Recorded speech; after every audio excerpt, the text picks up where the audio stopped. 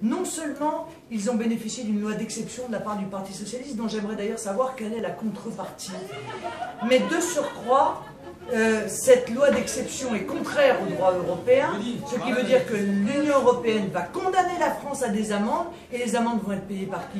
Par M. Plenel? Non, par les Français une fois de plus. Excusez-moi, mais je trouve que Mediapart commence à coûter très cher aux Français, figurez-vous. Voilà. Alors quand on veut monter au cocotier, on dit qu'il faut avoir le caleçon propre. C'est QFD.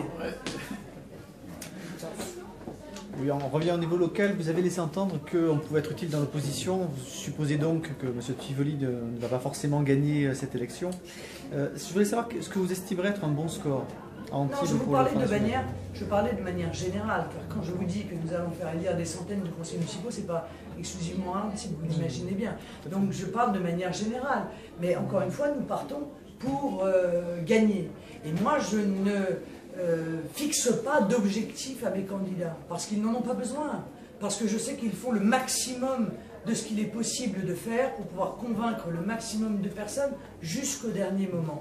Et une élection, c'est évidemment, encore une fois, une équation à plusieurs inconnus. Quand on me dit combien de villes, je dis je ne peux pas vous répondre.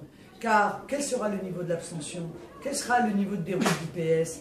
Est-ce que vraiment l'UMP est aussi flambard qu'il veut bien le dire sur les plateaux? J'en suis pas sûr. Quelle sera la conséquence des dissidences ici et là?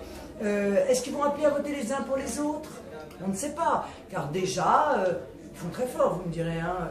Déjà, l'UMP à Hénin-Beaumont, à Forbach, à Brignoles, appellent déjà à voter PS avant même le premier tour. Dis donc, ils sont forts, contre le Front National. Bon, tout ça, ça va avoir une influence. Peut-être pas d'ailleurs celle qu'attendent l'UMP ou le PS. Mais ce sont, encore une fois, des inconnus qui ne permettent pas aujourd'hui de connaître le résultat de l'élection.